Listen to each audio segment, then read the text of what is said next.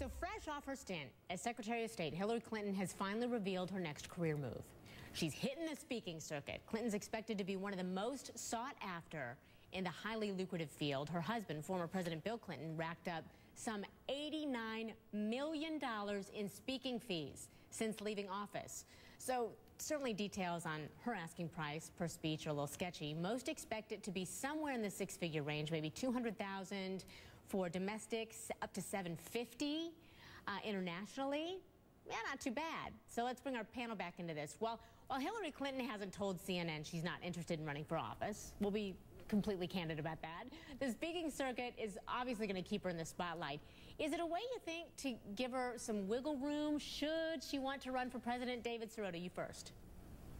I think this is one of the invisible forms of corruption in our politics right now. I think that when you see a former president, President Bill Clinton, go out there and after a career in public service make $89 million speaking in front of major corporations that had business with his administration, you ask the question then in reverse, what kind of favors did those corporations get when he was in office? And I think the same thing applies to Hillary Clinton, just like it applies to other politicians. When there is a promise of riches to corporate compliant politicians after they leave office, the question becomes, what are they doing in office that are favors to those corporations? Howard Kurtz, David, what do you say to that? What would be corrupt would be for Hillary Clinton to become a lobbyist or advise a big lobbying firm, which is using her influence by selling her name, to join corporate boards, or to become a cable TV commentator, which is beneath her, although I'm sure CNN would be happy to put her on.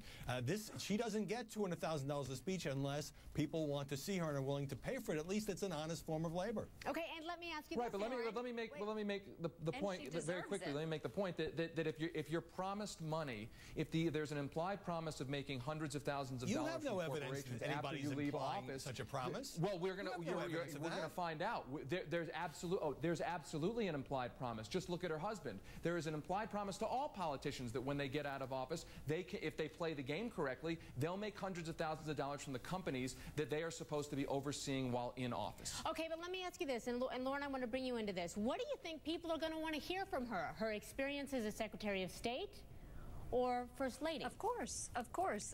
Well, I mean, I think that it's a broad range, but I also I have to go back to what David and Howie were arguing over, because everybody has done this. I mean, Ronald Reagan was paid, what, $12 million for a speech in Japan? I mean, okay, so if there is a problem with this and the government has a problem with this, then we should address that.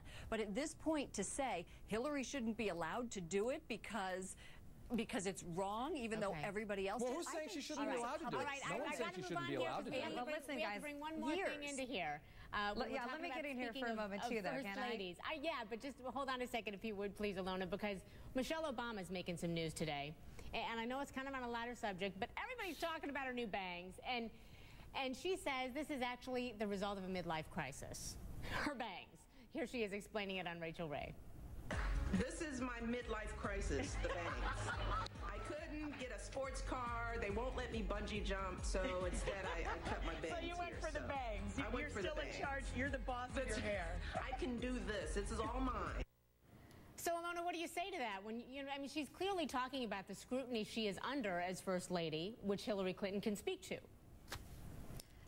Yeah, sure, of course, there's a lot of scrutiny there, and I personally like Michelle Obama's bangs, but I'd like to go back to talking about Hillary Clinton for a moment. Go ahead. And I just think that it's entirely typical. It just shows you that public service is an incredibly lucrative business these days, and nobody's saying that it's illegal. Nobody's saying that she shouldn't be able to do this, but this is the way it is. And so I think that if you even point to the fact that she's going to give some speeches for free to favorable organizations, then you really have to start asking why she's going to take money from others. And if she does end up running for office again in 2016, what that's going to make her be accountable to. All right, I got you. Thank you so much.